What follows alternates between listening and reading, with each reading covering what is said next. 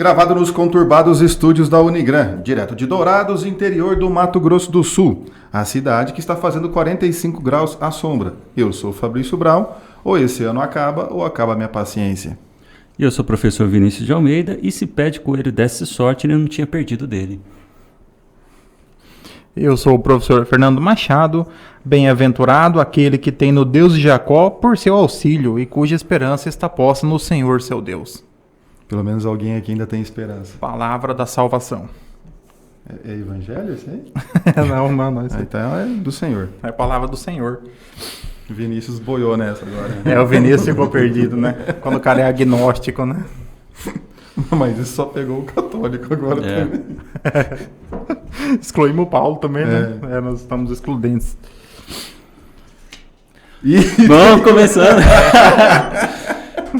Começando aí mais um episódio do Direito do Mato com aquele agradecimento de sempre para você, ouvinte que acompanha o nosso projeto, que é com você que a gente consegue fortalecer mais e mais esse nosso podcast. Também agradecer à Unigran por oferecer esse espaço para que a gente possa continuar as gravações e a ajuda sempre única, maravilhosa do Paulo, que consegue coordenar toda essa nossa equipe de quantos mesmo? São 45. 45, né? Temporário, no final do ano, né? A gente contrata uns 15 a mais nessa reta final, né? Tudo contrato de trabalho intermitente, a maioria. E é isso aí.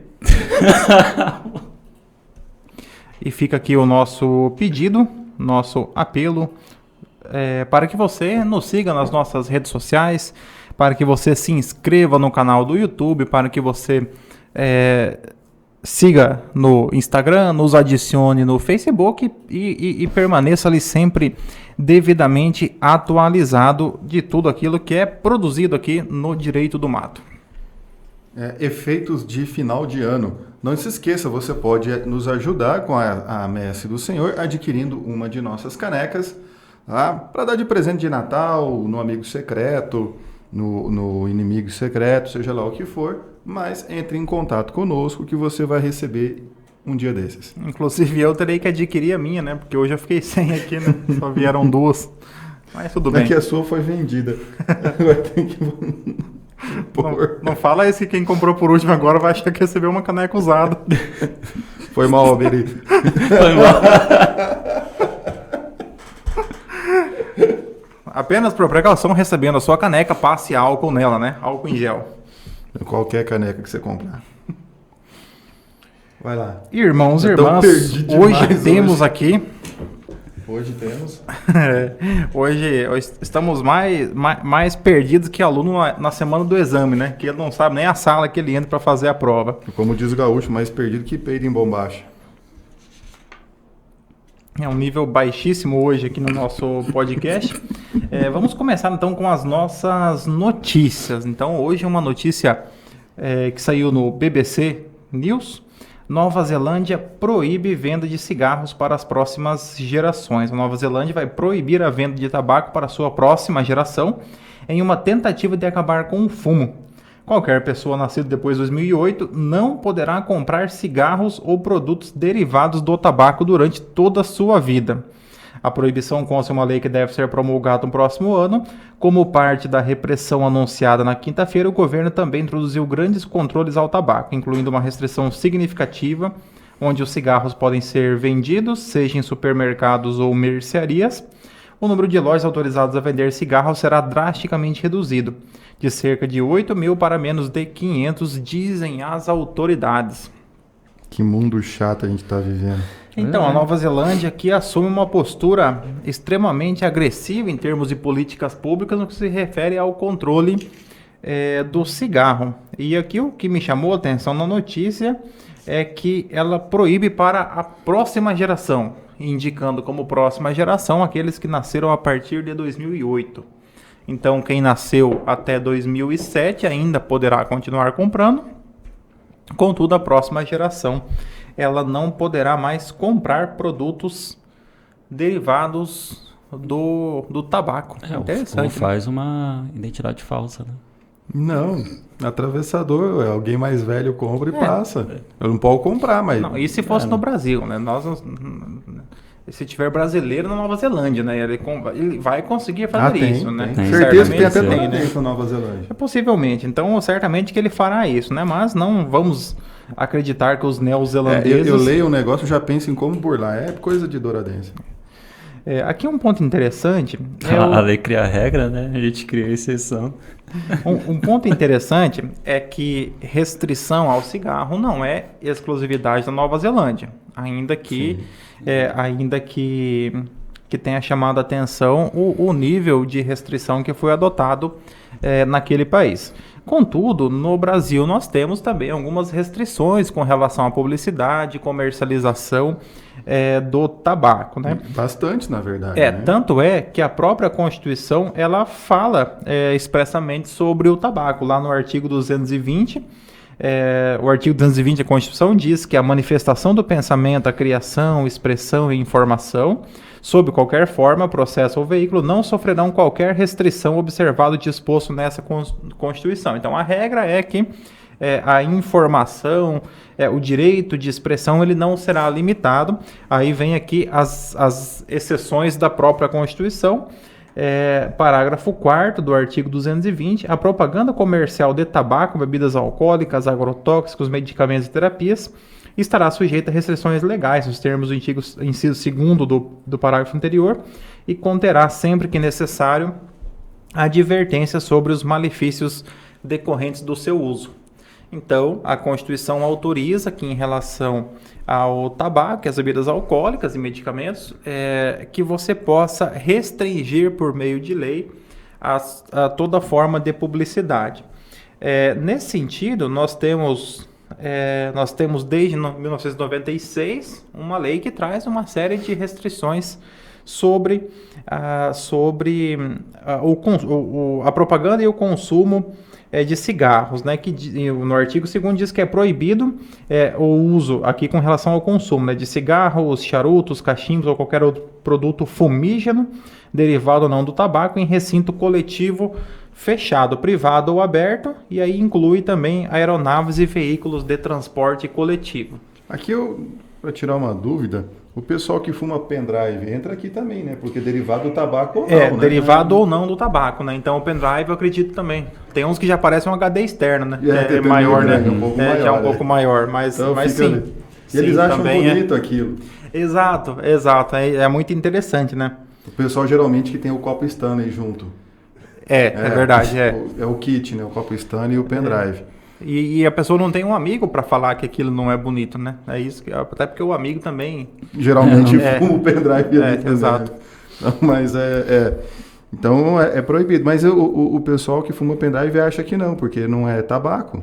É bonitinho, coloridinho, né? Tem sabor. Tem cheiro. Então se encaixa, porque o artigo 2º aqui da lei diz derivado ou não do tabaco. Então, qualquer coisa que seja semelhante ao fumo. Também não dá para esquecer que a competência também dos entes, tanto dos estados, dos municípios, também criar essas restrições. Tanto é que existem alguns locais onde é proibido por lei municipal, onde a pessoa possa fumar dentro do recinto, sob pena de multa. Se eu não me engano, acho que, por exemplo, São Paulo capital, ele tem essa multa de que a pessoa ela não pode fumar em determinados espaços sob pena de multa em nível municipal. E assim, é engraçado essa história que a gente tem, a história da civilização do mundo, assim, contra o cigarro, né? Contra o tabaco. Você teve uma época lá, acho que nas décadas de 50, 60, que era extremamente aberto o consumo. Você tinha propaganda de cigarro recomendado. Esse é recomendado pelos médicos. Os médicos fumando cigarro. E aí, de repente, virou um dos grandes vilões. Quando eu sou um representante da história aqui, da evolução, né? Quando eu estava na faculdade, havia professores que ainda fumavam em sala de aula. Os alunos fumavam nos corredores e tudo. Então, você não tinha essa proibição. E tanto que depois tornou-se proibido. E aí espalharam-se cartazes e placas em tudo que era lugar. Proibido fumar, proibido fumar, proibido fumar. Hoje já nem precisa, né? Dado que isso já entrou no cancioneiro popular, já virou costume que ninguém fuma em recinto fechado, né? De uso coletivo. O que o professor Vinícius coloca é que ali é de um símbolo de status social nas primeiras décadas do século XX. Ele passa uma aceitação quase que geral nos anos 70, 80, e a partir dos anos 90, então, com as campanhas, com as questões de saúde pública, então ele passa a ser combatido, passa a ser, então, restringido em muitos lugares, que hoje que quase que a pessoa que faz o uso do cigarro, ela quase que ela é quase exilada do convívio social, né? Ela precisa ali ter os espaços próprios para que ela possa consumir os produtos derivados do tabaco, né? Cara, e era uma das indústrias mais importantes da cultura pop, porque você era uma indústria que financiava, por exemplo, vocês vão saber melhor do que eu, acho que corrida, né? Corrida Sim, de Fórmula 1, por exemplo, é um dos... Shows de rock. Aqui no Brasil tinha um evento todo ano, Hollywood Rock. Hollywood era uma marca de cigarro, né, se eu não me engano, da Philip Morris. E tinha um evento de rock, Hollywood Rock, mais 3, 4 dias de apresentações e tudo, era transmitido pela televisão e tal. E quando proibiu daí o patrocínio dessa atividade cultural, né, que é nessa mesma lei, eu acho que essa proibição foi um pouco depois, né, da publicidade. Então, já que tocaram nesse assunto, né? No artigo 3º da lei fica expressamente, está previsto, né, expressamente que é proibido o patrocínio de atividade cultural ou esportiva por indústrias do tabaco. No Brasil nós temos uma empresa nacional, a Souza Cruz, né, um grupo econômico, tanto que esse grupo econômico até alguns anos ele tinha ações listadas em bolsas e ele fez ali a sua, esqueci o termo agora, quando a empresa... Ele diz-IPO. Tem um termo específico da empresa quando ela sai da bolsa, né? E ela deixou porque hoje são empresas que sofrem quase que um estigma econômico, né? Empresas que atuam no segmento do tabaco, então a empresa deixou de ser listada em bolsa. Aí um ponto interessante também da lei que me chamou a atenção é que foi inserido no artigo 3º, o artigo 3º-C, que ele diz que sempre que houver a transmissão ou retransmissão por televisão em território brasileiro de eventos culturais ou esportivos com imagens geradas no estrangeiro, patrocinados por empresas ligadas a produtos fumígeros, exige a veiculação gratuita pelas emissoras de televisão durante a transmissão do evento de mensagem de advertência sobre os malefícios do fumo. Aqui, aquelas várias mensagens que aparecem, como por exemplo, fumar causa câncer de pulmão, ou mais grave, fumar causa impotência sexual, né? Então, eu quando vou comprar tabaco, eu só compro aquele que faz mal pro feto. Como eu não engravido, então não faz mal para mim daí. Piada bem apropriada, bem apropriada essa. Aí quando é mulher, pega aquele que causa impotência masculina. Tá certo. Mas aqui é um ponto, esse ponto é interessante. Esse ponto é interessante porque aqui o professor Vinícius comentou e eu me recordo que no caso, por exemplo, das corridas de Fórmula 1, então durante muitos anos era proibido que fosse patrocinado o evento, por exemplo, da Fórmula 1, o GP de Interlagos. Então, ali, o Grande Prêmio do Brasil, ele não era veiculado informação. Só que em todas as outras corridas, você tinha ali as informações, por exemplo, da Marlboro, que foi durante muitos anos. A Marlboro tinha grande no uniforme da Ferrari e tudo. Correto. Então, no próprio carro, né? Então esse dispositivo ele foi inserido depois, justamente porque a empresa não patrocinava o evento no Brasil, mas quando você tinha uma transmissão ou retransmissão de um evento esportivo ou cultural internacional, aparecia a propaganda. Então, quando ocorre, se, por exemplo, hoje eu acredito que a Marlboro nem patrocina mais a Fórmula 1, também já faz tempo que eu não assisto. Acho que a Fórmula 1 já não tem mais patrocínio de cigarro. Então a Fórmula 1 já não tem mais, mas imagina que haja aí, então haverá ali, vai passar aquela mensagem ali, né? O Ministério da Saúde adverte, né? Fumar, toda azul, assim. Vai aparecer ali, durante a transmissão mesmo vai aparecer essa mensagem a cada 15 minutos. A lei existe a cada 15 minutos. No meio da corrida? Igual propaganda da Jequiti. Ah, tá. Aquela que passa a Puta, barrinha imagina que embaixo ali. Ah, tá. Pensei que era tipo uma tela assim que aparecia Não, do não. nada. Durante a Aí transmissão, no meio da corrida ela você tá lá vendo e aparece a tela. precisa ser veiculado. Aí dá tanta raiva que você fuma. Ué, pra passar a raiva. Outra... Que nível de revolta, professor Vinícius? esse final, podcast... Tudo bem que ele vai fumar, mas só isso. É interessante isso para ver como que cada país pode tratar de maneira diferente, que é uma restrição no nosso país, é a publicidade, né? E a divulgação do produto e também a comercialização. O tabaco é só para maiores de 18 anos. Eu lembro quando eu era criança, qualquer um podia ir no boteco comprar, vendia para criança. Você tinha até, isso é bem antes, você tinha até produtos infantis que eram comercializados em formato de cigarro. Não, tinha chocolate em formato de cigarro. Além de Que produtos... vinha também dentro do parecia a carteira de cigarro. Não é bem antes, é quando eu era criança. Isso, bem Não, há muito tempo. bem antes. Pô. E também você tinha brinquedos, assim, aqueles brinquedos, por exemplo, de tabuleiro, onde era, tipo, brinquedo de detetive, onde vinha um desenho cachimbo. Infantil. Desenho infantil.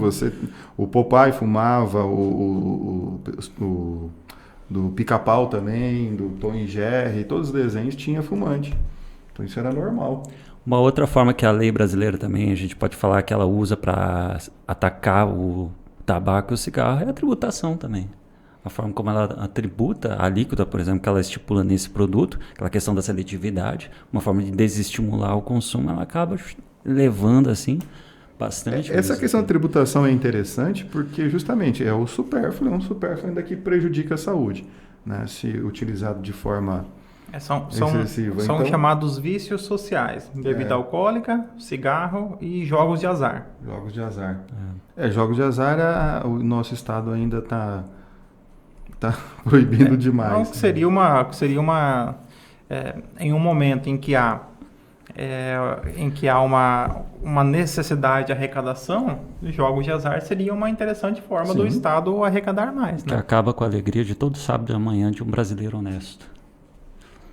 Até se vocês tivessem, cigarro, álcool, se os nossos ouvintes tiverem jogo do bicho. interesse, há um episódio onde nós tratamos sobre jogos de azar. Jogos, sites de aposta, etc. e tal, lá tem tudo. Mas a questão da tributação é interessante, porque é algo que a pessoa não precisa, não necessita da bebida alcoólica e do tabaco.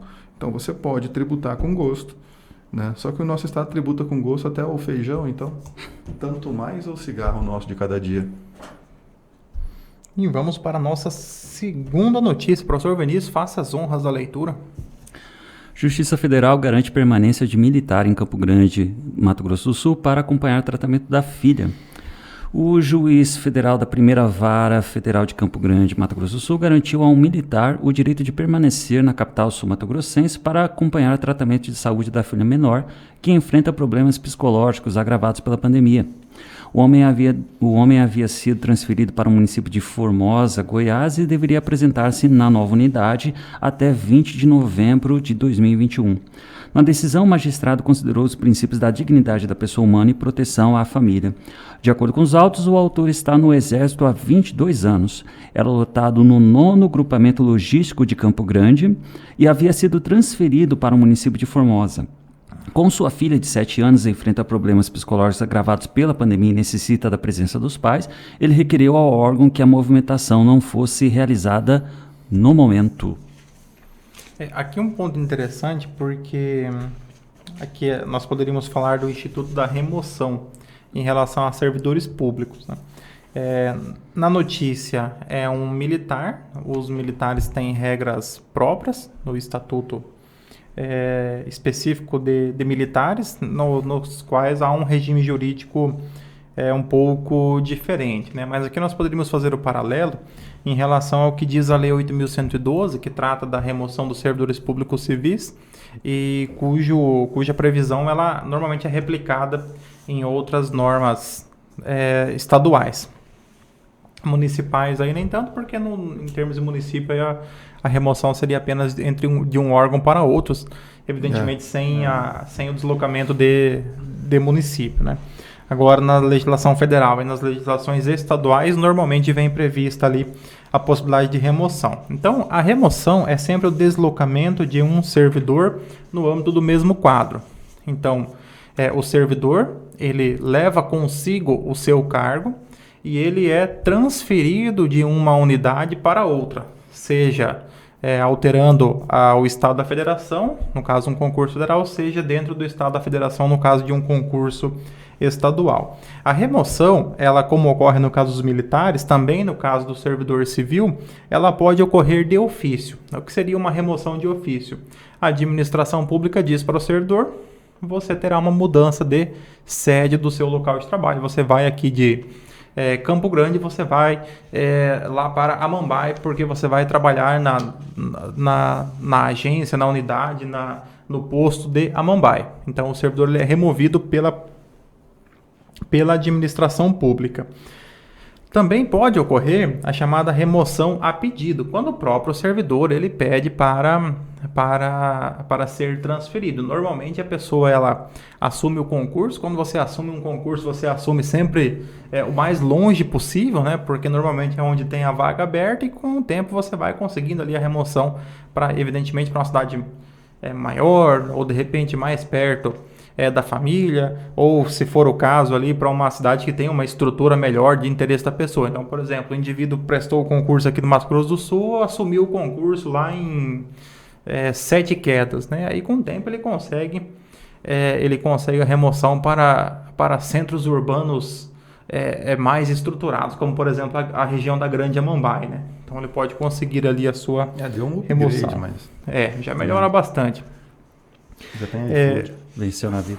Já tem lá em Amambai já tem iFood, mas o pessoal só entrega arroz carreteiro e coquito no iFood. Só tem esses dois pratos no cardápio. Mas também existe a possibilidade de remoção quando para que a pessoa ou para tratamento de saúde ou para acompanhar cônjuge. O que seria uma remoção para acompanhar cônjuge? Então a pessoa ela é casada, ou ela tem ali a união estável comprovada, e um dos membros do casal, ele é transferido para uma outra localidade, aqui de ofício. Então, a administração pública vem e diz para ele: você vai sair aqui de Dourados e você vai para Sorriso, no Mato Grosso. Então, a administração pública vem e, de ofício, ela vai, então, fazer a remoção do servidor.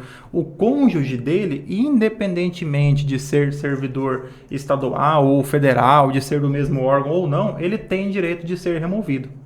Se ele for, por exemplo, um servidor estadual e não puder assumir o serviço, evidentemente, no Mato Grosso, porque é outro estado, ele tem direito de uma licença sem vencimentos. Então, ele mantém o seu cargo e ele fica, claro que sem vencimentos, porque ele não está trabalhando, mas ele tem direito de acompanhar. O objetivo justamente da lei é a manutenção da entidade familiar, a proteção ao Instituto da Família, né? Para manter a coabitação, né? Correto. Que a gente sabe que o relacionamento à distância é bom para os quatro, né? Então, sim, você evita certas coisas ali. Então, a legislação é muito sábia nesse aspecto, né? Ela sabe que isso não daria certo, então ela autoriza, permite que haja aí essa possibilidade. Mas um ponto importante para que haja o direito do cônjuge de acompanhar, a outra pessoa do casal tem que ter sido removida de ofício. Não a pedido. Eu pedi porque eu quero, o outro é obrigado. Não. Faz aquela jogada. Vou pedir transferência lá para a praia. Exato. E aí, se eu conseguir, daí você vem de carona. Aí nesse caso não, teria que ser de ofício. Então, assim, a ideia se a administração obrigou uma das pessoas a ir para um lugar, o outro tem o direito de acompanhá-lo. Agora, se ele foi porque quis, aí a administração pública não concede o direito. Também foi sábia, porque a gente sabe que o brasileiro é bom de achar exceção. Você não coloca esse aí. Mas aí o que o brasileiro faz? Ele vai e conversa com a chefia autoriza de ofício, né? Mas aí ele vai lá e pede e sai de ofício, né? Mas foi porque ele pediu, ele faz a pedida e coloca de ofício. Então no Brasil acontece. Nesse conversa sobre remoção, acho que também vale a pena destacar que existe uma espécie de exceção, que não é bem assim uma exceção, mas gostam de apresentar como uma, que eu precisei escrever aqui porque é difícil falar essa palavra, inamovibilidade. que é uma característica de alguns cargos públicos, como magistratura e membros do Ministério Público, que é justamente a não retirada daquele servidor, aquele servidor naquele local onde ele atua, salvo, se não me engano, por exemplo, da magistratura, em decisão da maioria do tribunal. Então não é uma exceção necessariamente, é um procedimento mais complicado para que você possa fazer, mas também vale a pena comentar que você tem aqueles cargos que de fato é um pouco mais difícil você fazer com que o cara saia do seu local de atuação. Essa garantia que no caso há para algumas carreiras, ela serve para que justamente essas carreiras que elas estão mais sensíveis a eventuais interesses de grupos econômicos, de grupos políticos, então eles têm essa garantia. Por exemplo, como forma de punição indireta para um servidor, ele vai ser removido de ofício de Campo Grande para Itacuru, né? Acho que não existe uma pena mais cruel no universo, né? Então, ele vai como forma de punição. No caso do servidor público, ainda que não haja, servidor público civil, servidor comum do baixo clero, ainda que não haja expressamente a garantia da inamovibilidade, ele também pode anular uma remoção de ofício caso fique demonstrado um desvio de finalidade. Por exemplo, a chefia não diretamente ela vai motivar a sua decisão, mas ela vai dizer assim, olha, teve ali uma discussão entre os servidores ou há uma inimizade entre eles, um deles se torna chefe daquela repartição e vai dizer agora chegou o momento, né? Agora o jogo virou, né? E ele vai então remover o seu subordinado como uma finalidade notadamente punitiva. Nesse caso, esse ato pode ser desfeito, evidentemente que demonstrado aí por aquele que alega, demonstrado que houve desvio de finalidade, né? Cabe a ele o ônus da prova. Tem uns exemplos de pedido de remoção que eu queria muito ter acompanhado o prosseguimento dele para ver se deu certo ou não, porque é uma coisa que eu sempre tive curiosidade para ver. Eu não sei se vocês já viram, por exemplo, às vezes nas carreiras militares, tem aqueles militares que fazem uma aposta. Teve final da Libertadores, né? Foi Flamengo e Palmeiras, né? Isso. Ó, pra vocês verem que eu entendo de futebol.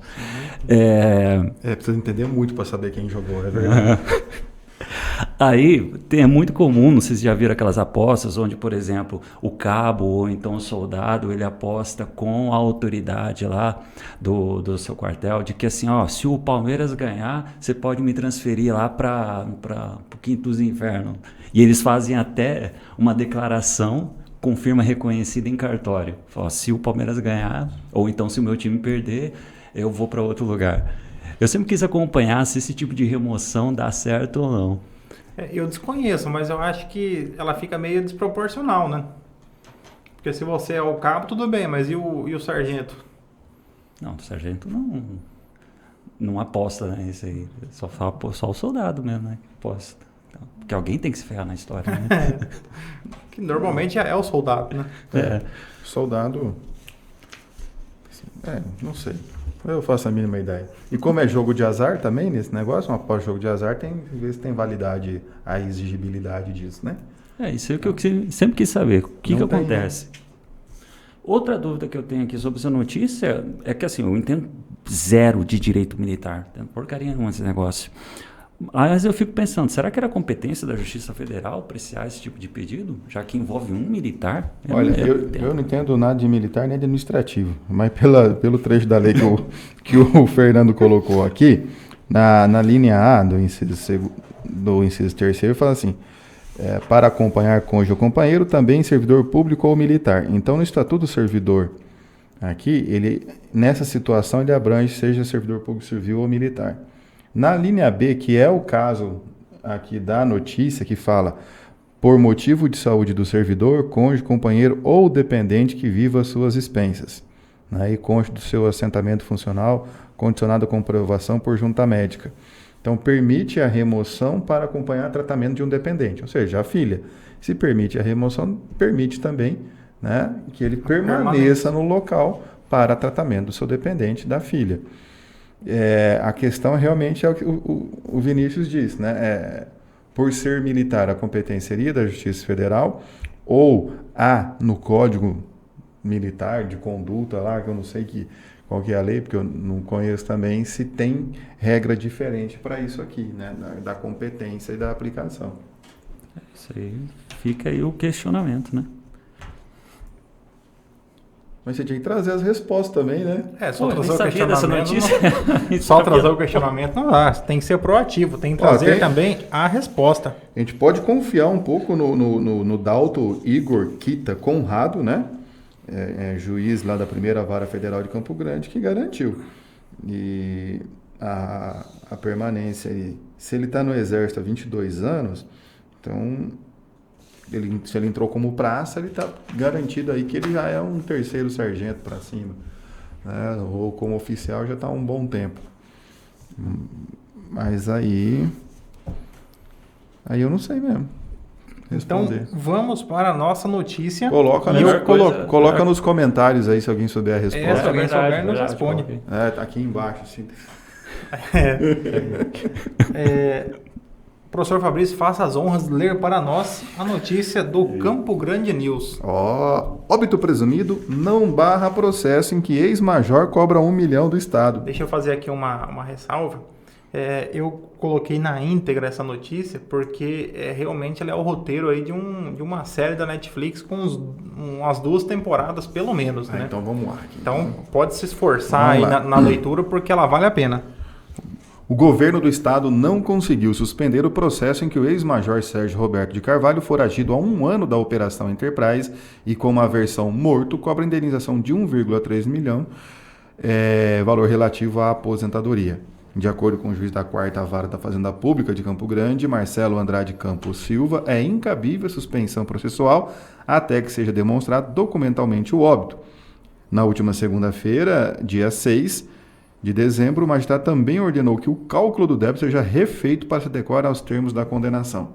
Dessa forma, a Justiça acolheu o posicionamento da defesa do ex-policial. Assim, o óbito presumido do exequente não implica necessariamente na suspensão da execução, pelo menos até que o pagamento do valor devido e pleiteado nesse feito esteja à disposição do juízo. Logo, o processamento do cumprimento de sentença não deve ser suspenso.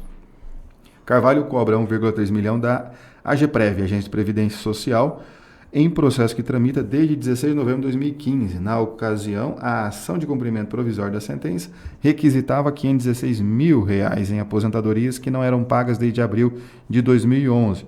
O governo recorreu ao STJ, mas perdeu os recursos no STJ e no STF.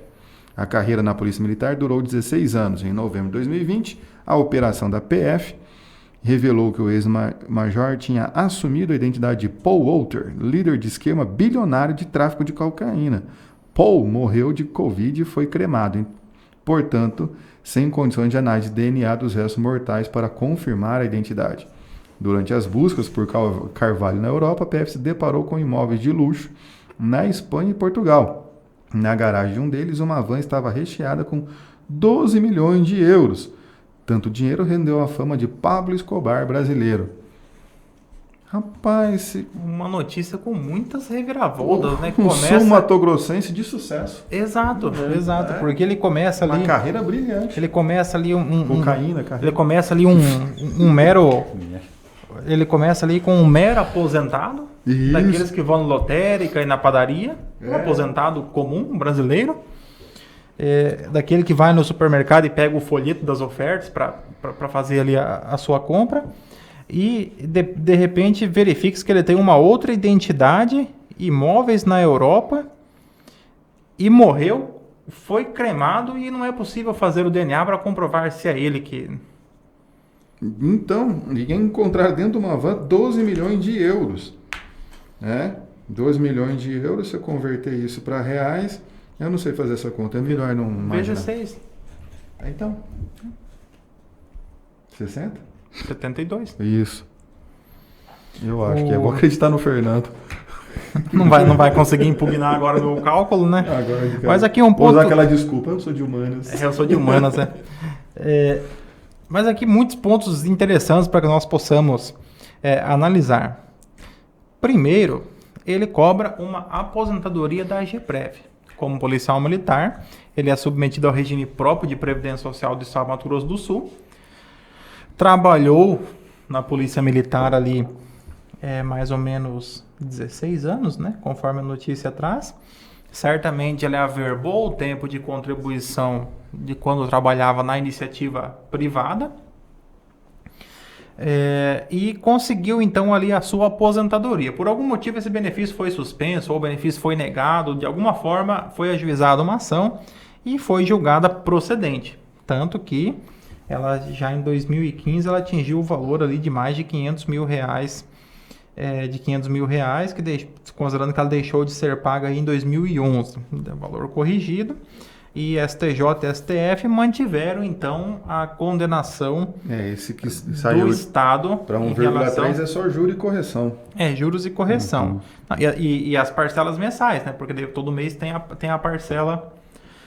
Porque em 2015 eram 500 mil, mais os valores até agora 2021, né? Porque o benefício continua sendo pago. Então, além das parcelas que foram vencendo, os juros e correção.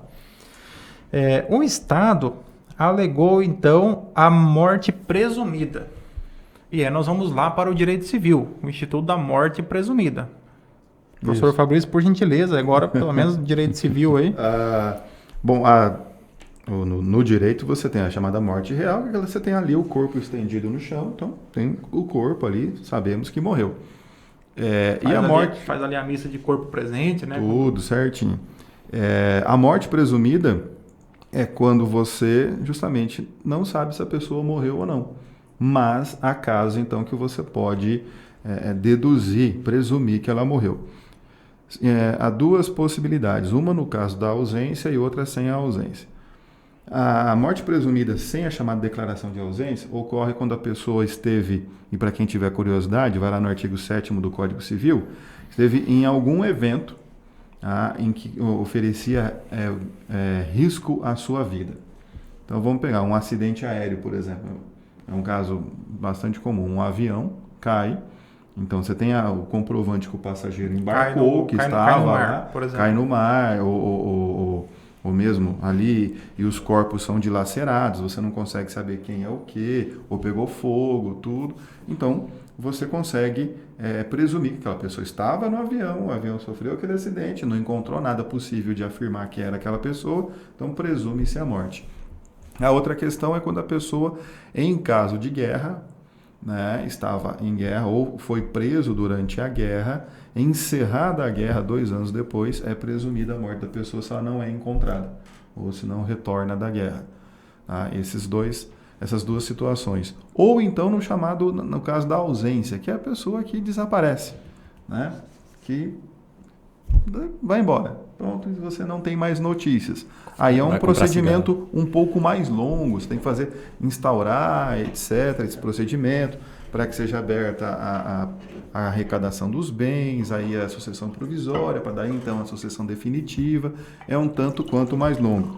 Eu acredito que no caso aqui, como eles não sabem se esse Paul Walter realmente era esse policial militar, porque morreram e cremaram ele, e se está desaparecido, teria que ingressar com uma ação para determinar a ausência e aí os sucessores poder fazer a substituição processual aqui no caso. Isso aí que eu ia perguntar, então precisa de uma sentença judicial declarando. Tanto nos dois casos, quem vai declarar a ausência é o juiz e quem declarar a morte presumida é o juiz.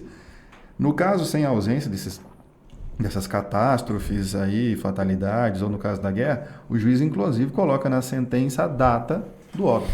Fixa a data porque é importante para os efeitos sucessórios quando aquilo veio a ocorrer. Não é? Então ele vai fixar a data, geralmente é do evento. Aqui vai causar uma confusão, porque o processo de ausência, pelo próprio Código Civil, ele é um processo demorado. Tem que esperar 1 ano da arrecadação para daí a sucessão provisória. Da sucessão provisória para a sucessão definitiva são 10 anos. Então ele é demorado. E aqui processualmente, a AGPREV ela tentou não depositar o valor. Ela falou, está morto mesmo, o que eu vou pagar? Tentou suspender e não depositar o valor. Já a decisão ela disse o contrário, disse, olha, você deposita o valor em juízo, o valor ficará disponível para o juízo, depois vamos verificar se ocorreu ou não a morte presumida. E mesmo que ele tenha morrido, a obrigação da AGPREV aqui do Estado continua, porque isso é patrimônio transmitido pelos herdeiros. Então essa alegação, morreu, não preciso pagar. Não, peraí, tem herdeiros. Então ficou protelando. Então, necessariamente aqui foi uma desculpa que não colou muito, né? E na notícia fala que o juiz ele fundamenta que não caberia suspensão processual porque não ficou demonstrado documentalmente. Então, a gente pode dizer, né, que eles sequer tiveram essa preocupação de declarar judicialmente, né, a morte presumida ou então a ausência. Porque quando ocorre o óbito, no processo, o processo é suspenso até que venha o substituto processual, ou seja, até que o espólio, os herdeiros, entrem no processo, substituindo o falecido, o de cujos. Aí o processo continua. Nesse caso, o processo continua. Mas aí é claro, a polícia fala que ele morreu, mas não tem nada aqui, então... Né? A grande questão é, será que ele morreu mesmo? Porque tem ali alguém que seria o tal do Paul Walter, né? Que queimaram. Aí, às vezes, justamente para não morrer, né? O nosso Pablo Escobar brasileiro aqui. Uma coisa que eu acho legal que pode surgir a dúvida é o seguinte, o cara, então, ele tinha 12 milhões de euros. Valor com toda a certeza do mundo, né? Proveniente dessa atividade ilícita dele. Então, o ordenamento jurídico, por exemplo, da Espanha e Portugal, eles podem apreender esse valor, porque falar produto do crime, etc. e tal. Mas pelo fato de ele ser criminoso, será que poderia apreender esse 1,3 milhões que ele está querendo cobrar? Só pelo fato de falar assim, mas o cara era criminoso.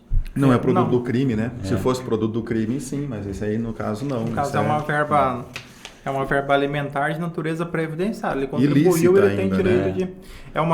Já que o professor tocou nesse assunto, há uma discussão que se faz com relação ao servidor público, que ele tem cassado a sua aposentadoria.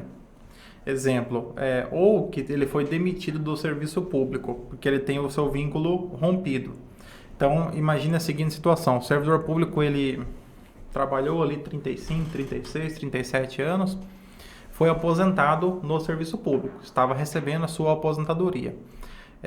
Esse servidor, ele então vem a ter cassado a sua aposentadoria porque foi descoberto que houve um ilícito, por exemplo, esse caso aqui mesmo.